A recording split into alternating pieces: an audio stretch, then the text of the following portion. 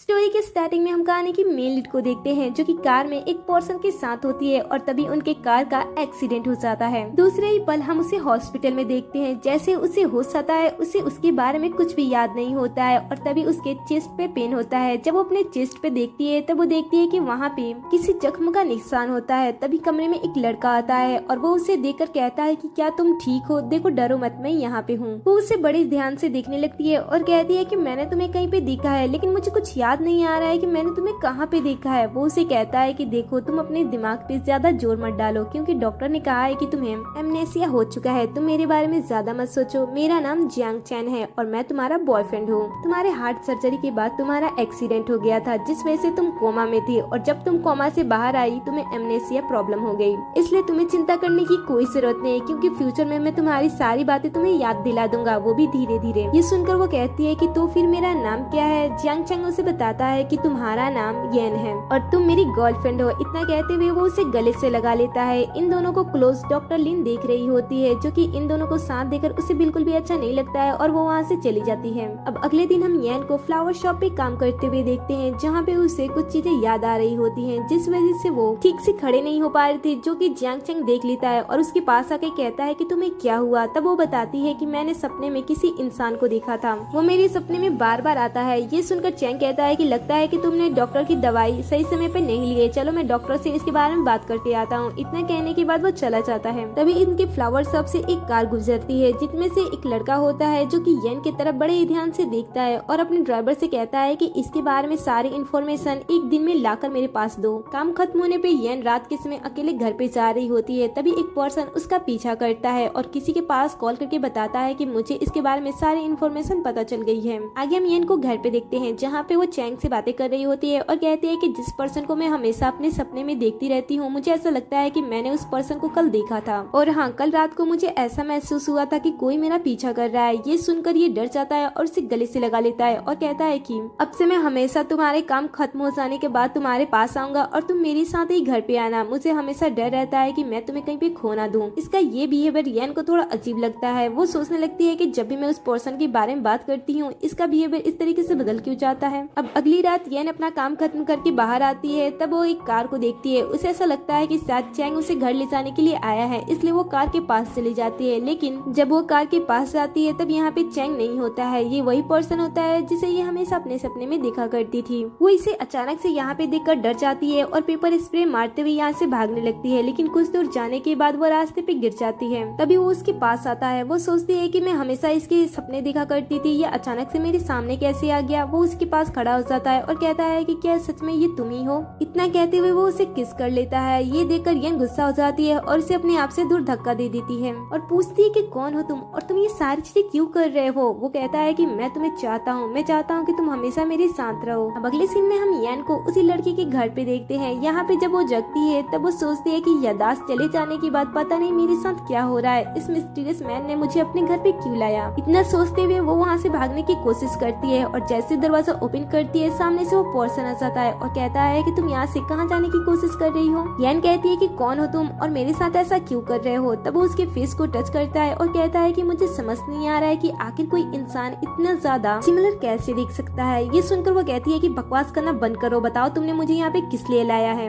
तभी घर की मेड आपस में बात करने लगती है कि ये तो मैडम की तरह ही दिखती है। ये सुनकर येन समझ नहीं पाती है कि आखिर ये लोग क्या कर रहे हैं। तभी वो पर्सन अपने एक सर्वेंट को आगे करता है और कहता है कि बताओ इसे यहाँ पे क्या क्या करना होगा। वो पर्सन एक एक करके सारी बातें बताने लगता है कि तुम्हें किसके साथ रहना है, तुम्हें कौन से कपड़े पहनना है और रात को तुम्हें किसके साथ सोना है। ये सुनकर येन गुस्सा हो जाती है और कहती है कि बकवास करना बंद करो, तुम मुझे पहले ये बताओ कि तुम मुझे यहाँ पे किस लिए लाए हो, आखिर तुम्हारी प्रॉब्लम क्या है जो तुम मुझे यहाँ पे उठा के लाए हो। वो उसके क्लोज आता है और कहता है कि मैंने तुमसे कहा था ना कि बस तुम मेरी साइड रहो, किसी और की साइड रहने की क्या जरूरत है। येन कहती है कि तुम मुझे ये बताओ कि तुम्हारा नाम क्या है। तो वो बताता है कि मेरा नाम जियांग चैन है। ये सुनकर येन कुछ नहीं कह पाती है और सोचती है कि आखिर ये अपना नाम जियांग चैन क्यों बता रहा है। इसके बाद ये सभी लोग कमरे से बाहर आ जाते हैं। बाहर आने के बाद ये पर्सन इस पर्सन को सबसे पहले हम कोई नाम दे देते हैं। इस पर्सन का नाम होगा अब से सू। बाहर आने के बाद अपने आदमी से कहता है कि मुझे इसके बारे में सारी इन्फॉर्मेशन चाहिए, इसकी पूरी की पूरी आइडेंटिटी मुझे चाहिए और हाँ, इसके बारे में किसी को भी कुछ भी ना पता चले। यानी ये सारी बातें चुप कर सुन लेती है। अब कुछ टाइम के बाद सू येन के कमरे में आता है और कहता है कि मैंने तुमसे कहा था ना कि तुम्हें ड्रेस के अकॉर्डिंग ही यहाँ पे ड्रेस पहनी होगी, तो तुमने मेरी बात क्यों नहीं मानी? अब जल्दी से जो मैंने ड्रेस तुम्हें पहनने के लिए कहा था वो पहन के बाहर आ जाओ। कुछ टाइम के बाद येन उसके बताए हुए कपड़े पहनकर बाहर आती है और उसका एटीट्यूड भी चेंज हो जाता है। वो सू के पास आकर बैठ जाती है और उसके क्लोज जाने की कोशिश करने लगती है। सू भी ये देखकर कुछ समझ नहीं पाता है और जैसे ही ये दोनों एक दूसरे को किस करने वाले होते हैं, यहाँ पे चैंग आ जाता है। चैंग को देखकर येन उसकी तरफ भागने की कोशिश करती है लेकिन सू उसे जाने नहीं देता है। चैंग उसे देखकर कहता है कि प्लीज उसके साथ कुछ भी गलत मत करना, उसे छोड़ दो, उसे जाने दो भाई। ये सुनकर तो येन शॉक्ड हो जाती है और कहती है कि क्या तुम दोनों भाई हो? सू खड़ा होता है और कहता है कि अगर मैंने कुछ दिनों से तुम्हारा पीछा नहीं कराया होता तो मुझे पता ही नहीं चलता कि तुम्हारे पास उसके जैसी कोई है।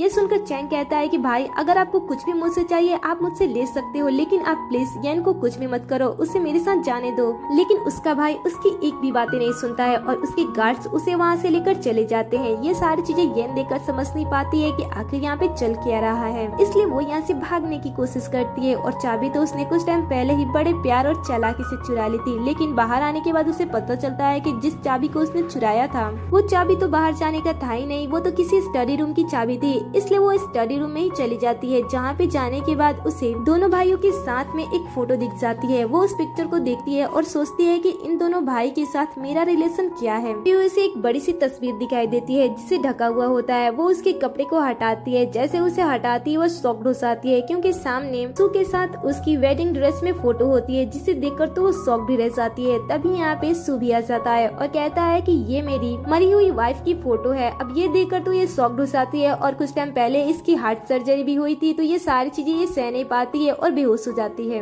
अगले सीन में हम देखते हैं कि डॉक्टर लिन येन का इलाज कर रही होती है और वो उसके चेस्ट को चेक कर रही होती है। येन उसे अपने आप से दूर करती है और कहती है कि तुम क्या कर रही हो? डॉक्टर ली उसे चेक करती है और कहती है कि मैं तो बस तुम्हें चेक कर रही हूँ, वैसे तुम्हें स्ट्रेस, ओवर थिंकिंग और कई सारी चीजों से दूर रहना चाहिए क्योंकि तुम्हारा हार्ट सर्जरी हुआ है ना, ये सारी चीजें तुम्हारे लिए सही नहीं है। इतना कहने के बाद वो आगे आ जाती है। येन सू से कहता है कि इसने भी अब मेरी ट्रीटमेंट कर ली तो अब मैं यहाँ से जा सकती हूँ ना? सू कहता है कि हाँ तुम जा सकती हो, लेकिन अपना ध्यान रखना। इसके बाद येन जैसे अपने कमरे के अंदर जाती है, चैन उसे कमरे के अंदर खींच लेता है। उसे देखकर वो पूछती है कि आखिर तुम दोनों भाई के बीच में हुआ क्या था? चैन कहता है कि ये बहुत ही बड़ी स्टोरी है। मेरे सिस्टर इन लॉ की डेथ के बाद मेरा भाई बहुत ही ज्यादा पागल हो गया था। वो कई सालों से उसके जैसे दिखने वाली लड़की को ढूंढ रहा है और मेरे परिवार में मेरा कोई भी पावर नहीं है और इसीलिए मैं उससे डील नहीं कर पाता हूँ। लेकिन तुम्हें मेरे ऊपर विश्वास रखना चाहिए, मैं तुम्हें यहाँ से किसी भी हाल में लेकर चला जाऊंगा। ये सुनकर वो कहती है कि ये बहुत ही अजीब बात है। तुम्हारा भाई जिससे प्यार करता था उसके मरने के बाद तुमने उसी जैसे दिखने वाली लड़की से प्यार क्यों किया? तभी इसके कमरे में सू आ जाता है, जिसे देखकर चैंग छुप जाता है। जब वो कमरे में आता है तब वो कहता है कि मैंने किसी की आवाज सुनी थी।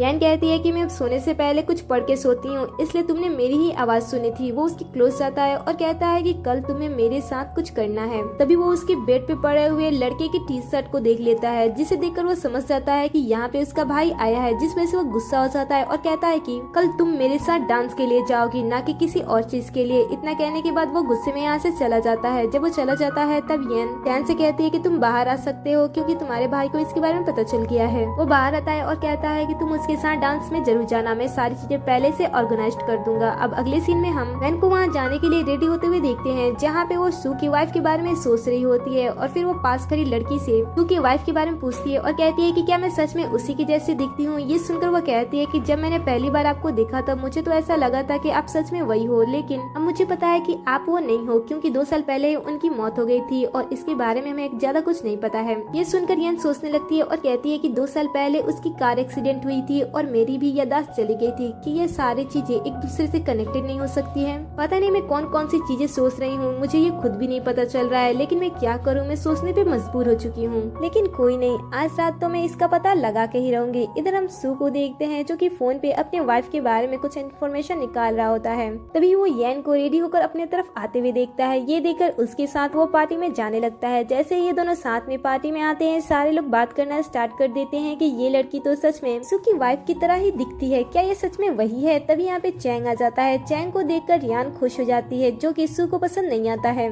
इसलिए वो सबके सामने उसे किस करने लगता है। बट थोड़ी देर बाद हमें पता चलता है कि वो सिर्फ किस करने की एक्टिंग कर रहा होता है, वो उसे किस नहीं कर रहा होता है। ये देखकर चैन को बहुत ही ज्यादा गुस्सा आता है। सू येन से कहता है कि मैंने तो तुम्हारे साथ कुछ किया भी नहीं, लेकिन तुम्हारी धड़कनें इतनी फास्ट क्यों हो गई हैं? ये सुनकर येन गुस्सा हो जाती है और सू को थप्पड़ मारते हुए यहाँ से भाग जाती है और फिर वो चैन के साथ यहाँ से भागती है, लेकिन उसे कुछ टाइम के अंदर सू पकड़ लेता है उसे। वहाँ पे देखकर वो गुस्सा हो जाती है और कहती है कि तुम मुझे साफ साफ देखो, जिस लड़की को तुम ढूंढ रहे हो वो लड़की मैं नहीं हूँ। सू उसके पास जाता है और उसे प्रिंसेस की तरह ट्रीट करता है और फिर वो उसे अपने साथ घर लेकर जाने लगता है, लेकिन चैन उसे ऐसा करने नहीं देता है। दोनों ही भाई उसे अपनी तरफ खींचने लगते हैं। तभी यन को कुछ पास्ट में बीती हुई बातें याद आती हैं, जहाँ पे एग्जैक्टली दोनों भाई इसको इसी तरीके से खींच रहे होते हैं, जिसे याद करके ये बेहोश हो जाती है। और फिर जब उसे कुछ टाइम के बाद होश आता है तब वो डॉक्टर ली को चैन के साथ बात करते हुए सुन लेती है, जहाँ पे डॉक्टर ली चैन से कह रही होती है कि उसने खा लिया है लेकिन हमें उसे ज्यादा नहीं देना चाहिए। ये सुनकर चैन गुस्सा हो जाता है और उसे कहता है कि मैं तुमसे जितना कहता हूँ बस तुम उतना करती जाओ। इसके बाद डॉक्टर लिन कमरे के अंदर आती है, तब उन्हें यन नहीं मिलती है, इसलिए वो सभी को बता देती है कि वो घर से भाग गई है। लेकिन उसके जाने के बाद यन कमरे से बाहर आती है और इसके चीजों को चेक करने लगती है, जहाँ पे उसे वो मेडिसिन भी मिल जाती है जिसे इसे खिलाया गया था। और साथ ही उसे डॉक्टर लिन की पर्स भी मिलती है, जहाँ पे वो डॉक्टर लिन के साथ चैन की फोटो देख लेती है। इसके बारे में यान कुछ और बातें पता करे उससे पहले कमरे में कोई आता है और वो शू होता है। सू जैसे यान को देखता है वो उसे गले से लगा लेता है और कहता है कि आइंदा तुम मुझे इस तरीके से छोड़ के कभी मत जाना, तुम्हारे चले जाने से मुझे बहुत ही ज्यादा डर लगता है। अब आगे हमें नेक्स्ट डे का सीन दिखाया जाता है, जहाँ पे यान अकेली बैठी होती है और अपने लाइफ के बारे में सोच रही होती है। साथ ही वो सू के बारे में सोचती है और कहती है कि आज इतना टाइम हो गया लेकिन सू मुझे ना देखने आया और ना ही मुझसे मिलने आया, कहीं उसे कुछ हो तो नहीं गया है। ऐसा सोचते हुए वो सू के कमरे में जाती है, जहाँ पे वो देखती है कि वो ड्रंक होता है। वो उसे देखकर उसे होश में लाने की कोशिश करती है, लेकिन सू उसे अपनी वाइफ समझ लेता है और उसे अपने क्लोज खींच लेता है और कहता है कि बड़े समय बाद मैंने तुम्हें देखा है। इतना कहते हुए वो उसके क्लोज जाने लगता है। यान उसे समझाने की कोशिश करती है कि तुम मुझे जो लड़की समझ रहे हो मैं वो लड़की नहीं हूँ। कुछ ही टाइम के बाद सू होश में आ जाता है और कहता है कि मुझे माफ कर देना, मैं तो तुम्हें एक पल के लिए अपनी वाइफ ही समझ गया था, प्लीज तुम मेरे इस बिहेवियर को माफ कर देना। ये सुनकर यान यहाँ से जाने लगती है। तब सू उसे फिर से रोकता है और कहता है कि कल तुम मेरे साथ मेरी ग्रैंडमा से मिलने के लिए चलना। तुम्हें पता है मेरी ग्रैंडमा ने मेरी वाइफ को अडॉप्ट किया था और इसलिए वो उसे बहुत ही ज्यादा प्यार करती हैं और उन्हें ये बात भी नहीं पता है कि मेरी वाइफ गुजर चुकी है, इसलिए क्या तुम मेरे साथ चलोगी?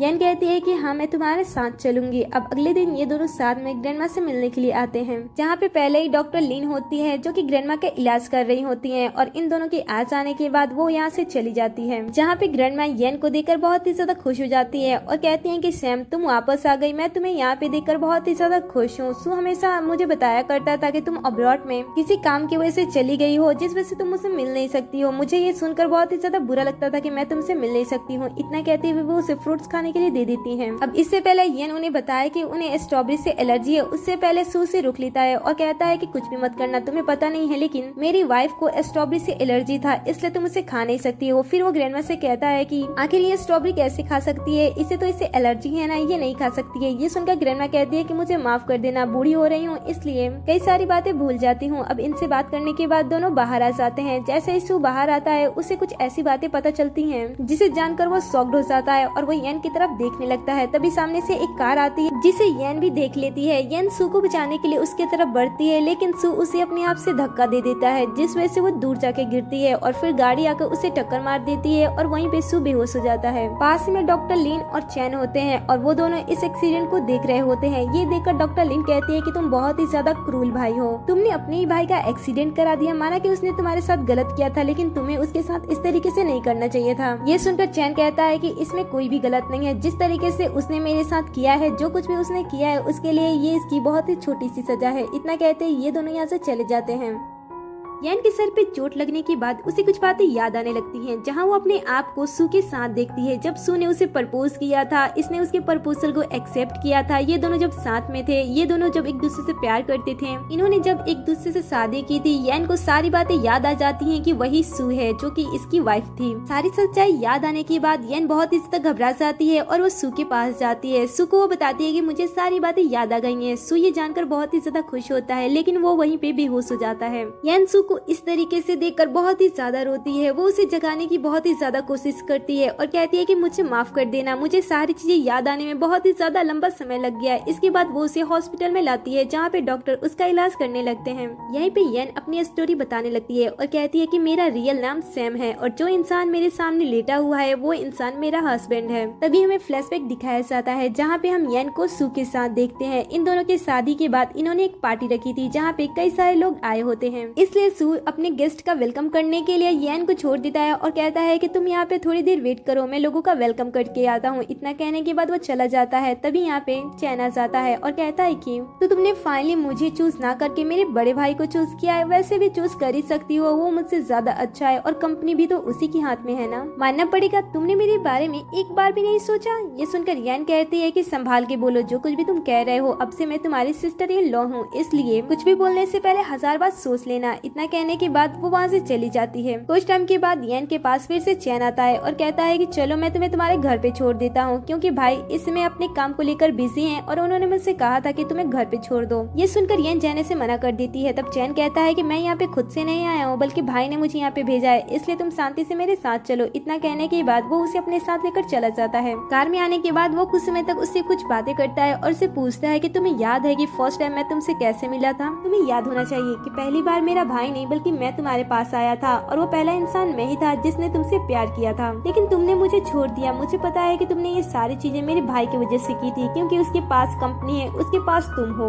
वो हमेशा से ही मेरी सारी की सारी प्यारी चीजें मुझसे छीन लिया करता था, इसलिए मैं अब से चाहता हूँ कि तुम मेरे साथ रहो, और अगर तुम मेरे साथ नहीं रहोगी तो मेरे पास एक दूसरा भी प्लान है। अगर मैं तुम्हारे साथ खुशी खुशी जिंदगी जी नहीं सकता हूँ तो तुम्हारे साथ मर तो सकता हूँ। इतना कहने के बाद वो खुद से ही अपनी गाड़ी का एक्सीडेंट करा देता है, और एक्सीडेंट के बाद जब येन की आंखें खुलती है तब वो अपने बारे में सारी बातें भूल चुकी होती है। इसी बात का फायदा उठाकर चैन उसके पास चला जाता है और झूठी कहानी उसके सामने रख देता है। येन को भी इसमें कुछ भी याद नहीं होता है, और जिस तरीके से चैंग उससे बता रहा होता है इसलिए वो उसकी बातों पे बिलीव कर लेती है। लेकिन इस एक्सीडेंट के बाद उसे सारी बातें याद आ जाती हैं। पर तभी अचानक से सू की तबीयत खराब होने लगती है और डॉक्टर उसे बचा नहीं पाते हैं। ये सुनकर दादी रोने लगती हैं और अंदर चली जाती हैं। येन भी अंदर जाने वाली होती है, तभी यहाँ पे चैंग आ जाता है और कहता है कि तुम मुझे इस तरीके से क्यों देख रही हो, क्या तुम्हें कुछ याद आ गया है। अब येन इसे अपने याददाश्त के बारे में कुछ भी पता नहीं लगने देना चाहती थी, इसलिए वो उसे गले से लगा लेती है और अपने मन में कहती है कि मुझे सारी बातें याद आ गई हैं, इसलिए मैं तुमसे इस बात का पनिशमेंट तो मैं तुम्हें देकर ही रहूंगी कि तुमने मेरे साथ और सू के साथ इतनी सारी चीजें क्यों की। चैन कहता है कि अब हमारे रास्ते में कोई नहीं है, तो चलो हम अपनी ब्यूटीफुल लाइफ फिर से स्टार्ट करते हैं। ये सुनकर वो कहती है कि क्यों नहीं,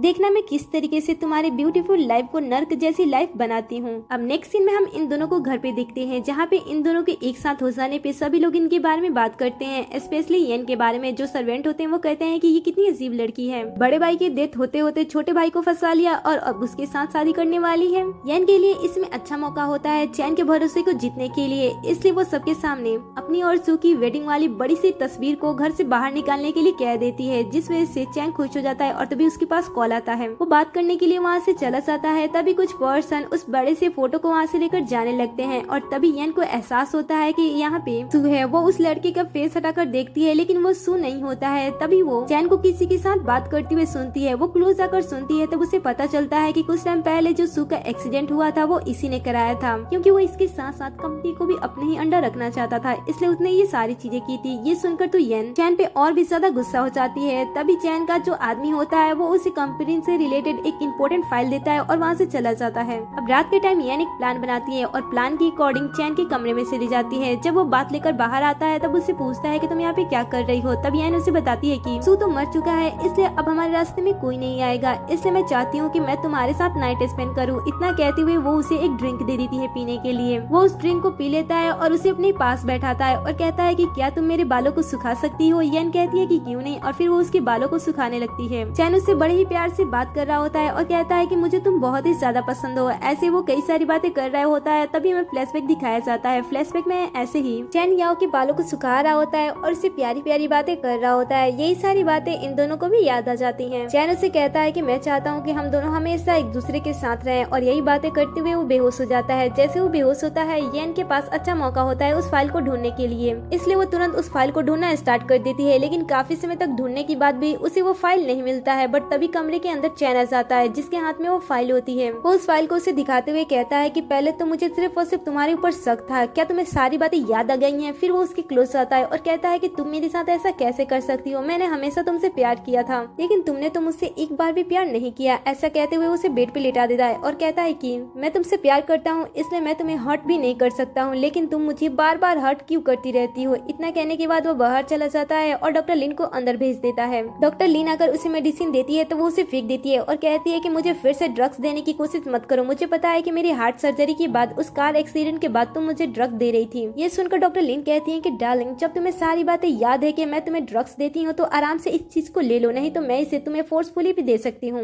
ये सुनकर यन कहती है कि तुम मेरे साथ जबरदस्ती नहीं कर सकती हो, मुझे पता है कि तुम चैन को पसंद करती हो, क्या तुम उसे चाहती हो, क्या तुम्हें वो चाहिए। ये सुनकर डॉक्टर लिन कुछ नहीं कह पाती है और कहती है कि मुझे काम है इसलिए मैं बाद में आती हूँ। इतना कहने के बाद वो वहाँ से चली जाती है। अब नेक्स्ट हमें अगले दिन का सीन दिखाया जाता है जहाँ पे यान बात लेकर जब बाहर आती है तब चैंग उसका इंतजार कर रहा होता है। ये देखकर वो गुस्सा हो जाती है और कहती है कि तुम इस समय मेरे कमरे में क्या कर रहे हो। ये सुनकर चैन कहता है कि मैं तो यहाँ पे सिर्फ और सिर्फ तुम्हें एक सरप्राइज देने के लिए आया था। इतना कहते हुए वो उसे एक ड्रेस देता है और कहता है कि जल्दी से इसे पहनकर बाहर आ जाओ, तुम्हारे लिए मैंने एक सरप्राइज तैयार रखा है। थोड़ी देर के अंदर यान उस कपड़े को पहन लेती है लेकिन उसकी जिप बंद नहीं हो रही होती है। तभी चैन आता है और जिप को बंद कर देता है। ये देखकर यान गुस्सा हो जाती है और कहती है कि तुम यहाँ पे क्या कर रहे हो। चैन कहता है कि तुम्हें ज्यादा ओवर एक्ट करने की कोई जरूरत नहीं है, तुम्हें मेरे साथ चलना होगा। लेकिन अब यान गुस्सा हो जाती है और कहती है कि मैं नहीं जाने वाली हूँ। तब चैन उसे धमकाता है और कहता है कि अगर तुम मेरे साथ नहीं जाओगी तो तुम इस बात को भी याद रखना कि जिससे तुम बहुत ही ज्यादा प्यार करती हो, तुम्हारी ग्रैंड माँ अभी भी वो मेरे साथ ही है, इसलिए मैं उनके साथ कुछ भी कर सकता हूँ। ये सुनकर यान कहती है कि थोड़ा सा भी शर्म रखो, वो तुमसे भी प्यार करती है और तुम्हारी भी ग्रैंड माँ है। ये सुनकर वो कहता है कि नहीं, वो मेरी ग्रैंड माँ नहीं बल्कि तुम्हारी और सू की ग्रैंड माँ है। वो उन्होंने कभी मुझसे प्यार नहीं किया है, इसलिए मैं उनके साथ कुछ भी करने से पहले एक बार भी नहीं सोचूंगा। कुछ टाइम के बाद चैन यान को अपने साथ अपने भाई की कब्र पे लेकर जाता है। ये देखकर तो यान गुस्सा हो जाती है और कहती है कि तुम मुझे यहाँ पे किस लिए लाए हो। ये सुनकर चैन कहता है कि मुझे तुम्हें कुछ बताना है इसलिए मैं तुम्हें यहाँ पे लाया हूँ। इतना कहते हुए घुटने पे बैठ जाता है और रिंग निकालते हुए वो उसे शादी के लिए प्रपोज करता है। ये सुनकर तो वो गुस्सा हो जाती है और उसे थप्पड़ मार देती है, लेकिन चैन यहाँ पे भी नहीं रुकता है, वो उसे फोर्सफुली रिंग पहना देता है। और ये सारी चीजें होते हुए दूर खड़ी डॉक्टर लिन देख रही होती है, जिसे देखकर काफी ज्यादा बुरा लग रहा होता है। इसके बाद चैन यान से कहता है कि मैं हमेशा ही तुमसे प्यार करता था और इसलिए मैंने इतनी सारी चीजें की, इसलिए तुम्हें इस चीज से बाहर निकलने का कोई भी रास्ता नहीं मिल सकता है, तुम हमेशा मेरे साथ ही रहोगी। इतना कहने के बाद वो वहाँ से चला जाता है। आगे उसे डॉक्टर लिन मिलती है। डॉक्टर लिन उसे देखकर कहती है कि मुझे हमेशा ऐसा लगता था कि तुम्हारा बड़ा भाई गलत है, लेकिन आज मुझे पता चला कि तुमने तो हमेशा ही मेरा यूज किया है, तुमने मेरी ऑनेस्टी यूज की है, तुमने मुझे यूज किया है, पता नहीं मेरे जैसे कितने लोगों को तुमने अपने रास्ते के लिए यूज किया है। लेकिन चैन उसे कुछ नहीं कहता है, वहाँ से चला जाता है। उसके जाने के बाद यहाँ पे बैठ के बहुत ही ज्यादा रोती है और फिर वो उस रिंग को निकाल के बाहर फेंक देती है। और फिर जब यहाँ से वो जा रही होती है तभी कोई पर्सन उसे पकड़कर अपनी तरफ खींचता है। जब यान उसे देखती है तब ये कोई और नहीं बल्कि सू होता है। सू को देखकर वो कहती है कि मुझे पता था कि तुम मुझे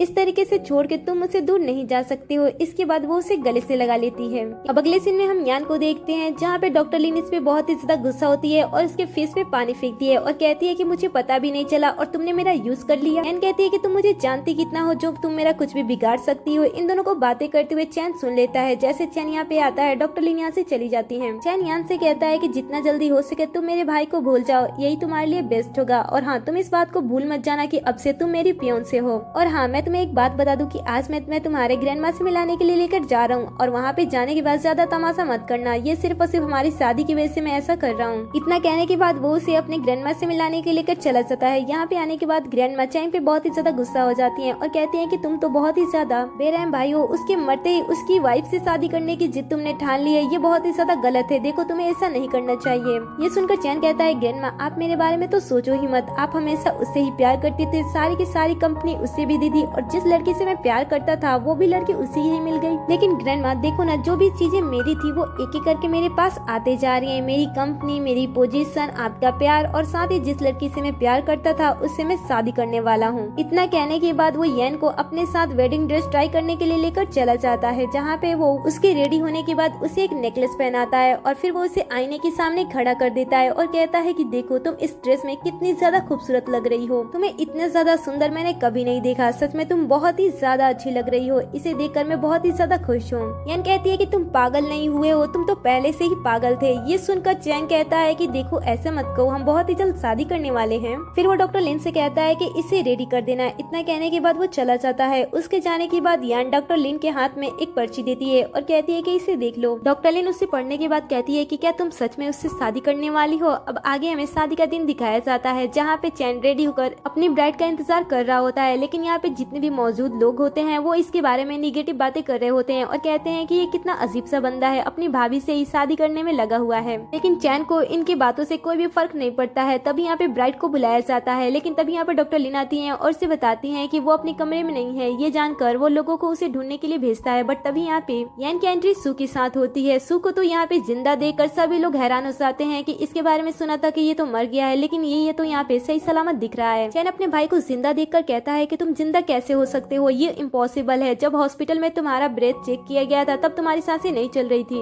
यन कहती है कि तुम सही से समझे नहीं थे। चैन कहता है कि दादी, डॉक्टर लिन, येन और तुम सारे चारों के चारों एक साथ हो। तुम चारों पहले से ही एक दूसरे के साथ मिले हुए थे और मेरे साथ गेम खेल रहे थे। तभी हमें फ्लैशबैक दिखाया जाता है जहाँ पे हम उस सीन को देखते हैं जब डॉक्टर लिन ने येन के फेस पे पानी फेंका था, ये बताने के लिए कि इन दोनों के बीच में अभी भी वॉर चल रहा है। और बाद में जब येन ग्रैंडमा से मिलने के लिए आई थी तब उन्होंने लिफाफे में लिख के भेज दिया था कि सारी चीजें ठीक है, जो कि उसने डॉक्टर लिन के पास दे दिया था कि इस शादी में उसे क्या क्या करना होगा। ये सारी चीजें अभी से पता चलती हैं तब ये बहुत ही ज्यादा गुस्सा हो जाता है और कहता है कि तुम लोगों ने मेरे साथ धोखा दिया है। सू कहता है कि मैं बचपन से कई सारी चीजें तुम्हें देते आ रहा हूँ, लेकिन मैं येन को तुम्हें नहीं दे सकता हूँ। ये सुनकर चैन गुस्सा हो जाता है और कहता है कि येन, तुमने मुझे फिर से डंप कर दिया। इसके बाद वो उसके साथ बिताए गए हर एक पल को सोचने लगता है और कहता है कि तुम मुझे फिर से गलत चीजें करने पे मजबूर कर रही हो। इतना कहने के बाद वो उसे अपने पास खींच लेता है और उसकी गर्दन पे एक नोकदार चीज रख लेता है और कहता है कि अगर किसी ने भी आगे बढ़ने की कोशिश की तो मैं इसे जान से मार डालूंगा। और फिर वो उसे अपने साथ एक सुनसान जगह पे लेकर चला जाता है जहाँ पे उसने उसके आंखों पे पट्टी बांध दिए होते हैं, जिस वजह से वो किसी को देख नहीं पाती है। चैन उसके पास आता है, उसकी पट्टी हटाता है और कहता है कि आखिर तुम मेरे भाई को पसंद क्यों करती थी? मैं हमेशा उससे पहले तुम्हारे पास आया करता था। वो मैं पहला इंसान था जो मैं तुमसे पहले मिला था। वो मैं पहला इंसान था जिसने तुमसे पहले प्यार किया था। इसी के साथ हमें फ्लैशबैक दिखाया जाता है जहाँ पे येन ने गलती से स्ट्रॉबेरी खा लिया होता है, जिस वजह से उसकी एलर्जी स्टार्ट हो जाती है और वो बेहोश हो जाती है, जिसे चैन देखकर बहुत ही ज्यादा घबरा जाता है और आसपास के बड़े लोगों को बुला लाता है। साथ ही वो डॉक्टर को भी बुलाता है। लेकिन जब येन अपनी आंखें खोलती है तब वो अपने पास सू को देखती है और उसे ऐसा लगता है कि उसने उसकी जान बचाई थी, इसलिए वो उसे थैंक्स कह देती है। और ये सारी चीजें चैंग देख रहा होता है, जिस वजह चैंग को काफी ज्यादा बुरा लगता है। आगे चैंग बताता है कि जब मैंने ग्रैंडमा से तुम्हें ऑर्फनेज से बाहर निकालने के लिए कहा था तो वो बहुत ही ज्यादा खुश थी, लेकिन घर पे आने के बाद तुम्हें ऐसा लगा कि मेरे भाई ने तुम्हें घर पे लाया था, इसलिए तुम उसके साथ काफी ज्यादा खुश थी। आगे मैं तुम्हारे हर एक बैले डांस पे तुम्हें सपोर्ट करने के लिए आया करता था और मैंने ये भी डिसाइड कर लिया था कि मैं तुम्हें वहाँ पे प्रपोज करूंगा, लेकिन उससे पहले मेरे भाई ने सबके सामने तुम्हें प्रपोज कर दिया और फिर तुम दोनों ने शादी कर ली। दूसरी बार मैंने फिर से तुम्हारे क्लोज आने की कोशिश की, लेकिन तुम्हें सारी चीजें एक एक करके याद आ गई। आखिर तुम ही बताओ कि इसमें मेरी क्या गलती थी? वैसे अगर मैं तुम्हारे साथ जी नहीं सकता हूँ तो तुम्हें और सू को अपने साथ मार तो सकता हूँ। इतना कहने के बाद वो वहाँ पे बम लगा देता है और उसके बाद अपने भाई को यहाँ पे फोन करके बुला देता है। कुछ ही टाइम के अंदर यहाँ पे सू आ जाता है और जैसे सू यहाँ पे आता है वो येन को बचाता है। येन उससे बताती है कि चैन इस समय मुसीबत में है, तुम्हें मुझसे पहले उसी की जान बचानी होगी। तभी उसके पास कॉल आ जाता है। चैन कहता है कि मैंने बॉम्ब की स्पीड स्लो कर दी है, इसलिए तुम उसे तो बचा सकते हो लेकिन मुझे नहीं बचा सकते हो। मैं इस तरीके से तुम लोगों को एक साथ नहीं देख सकता हूँ, इसलिए मैं खुद से ही अपनी जान ले रहा हूँ। तभी यहाँ पे बॉम्ब ब्लास्ट हो जाता है और आगे में कुछ दिन का सीन दिखाया जाता है जहाँ पे हम चैन को डिसेबल कंडीशन में देखते हैं और यहाँ पे येन उसका ख्याल रख रही होती है। चैन कहता है कि मुझे सैम की जान बचानी है, मुझे सैम की जान बचानी है। तभी यहाँ पे सू आ जाता है और कहता है कि जब मैंने इसकी जान बचाई थी तब इसके पास में भी एक बॉम्ब ब्लास्ट हुआ था, जिसकी वजह से इसकी याददाश्त चली गई और साथ ही इसकी ये हालत हो गई। ये हमेशा ही तुम्हारा नाम लिया करता रहता है और कहता है कि मुझे सैम को बचाना है, मुझे सैम को बचाना है। अगर मैं सही समय पे उसके पास गया होता तो मैं इसकी भी जान बचा लिया होता। तभी यहाँ पे डॉक्टर लिन आती है और चैन को अपने साथ लेकर चली जाती है। येन सन से बात करती है और कहती है कि अब सारी चीजें ठीक हो गई हैं। अब अगले सीन में हम डॉक्टर लिन को एक अलग अंदाज में देखते हैं जहाँ पे येन ने उनका पूरा का पूरा मेकओवर कर दिया था, जिसकी वजह से वो बहुत ही ज्यादा ब्यूटीफुल लग रही थी। येन उसके साथ ऐसा इसलिए करती है क्योंकि चैन ने उसके लुक्स की वजह से उसे रिजेक्ट कर दिया था, इसलिए वो उसे उसका मेकओवर करके उसका सेल्फ कॉन्फिडेंस बढ़ाती है और इसी सीन पे इस ड्रामे का दी एंड हो जाता है। आज हम फिर से एक्सप्लेन करने जा रहे हैं एक बेहतरीन सा चाइनीज ड्रामा जो डेफिनेटली आप सबको बहुत ही ज्यादा पसंद आएगा। सो ड्रामा स्टार्ट करने से पहले चैनल को सब्सक्राइब कर लें और वीडियो को भी लाइक कर दें। सो स्टोरी के स्टार्टिंग में हम मिलते हैं हमारी कहानी की मेन लीड वेन से एक रेस्टोरेंट में, जहाँ पे हमारी कहानी का मेन लीड शू अपनी ग्रैंडमा के साथ होता है। यहाँ पे ग्रैंडमा उसे बता रही होती है कि ये लड़की जिसका नाम वेन है, इसके साथ तुम्हारी बचपन में ही शादी फिक्स हो गई थी और इसीलिए ये अपनी प्रॉमिस पूरा करने के लिए यहाँ पे आई है। तो बताओ तुम इसे शादी कब करो? मैं चाहती हूँ कि तुम एक अच्छा सा डेट फाइनल कर लो। ये सुनकर सू कहता है कि ग्रैंडमा, ये आज का दौर है, ये पुराना दौर नहीं है जहाँ पे आपने बचपन में हम दोनों की शादी तय कर दी और उसे हमें इस समय निभाना होगा। मैं ऐसा बिल्कुल भी नहीं करने वाला हूँ, इसलिए आप इस लड़की को वापस भेज दो। ये सुनकर वान सामने से कहती है कि आप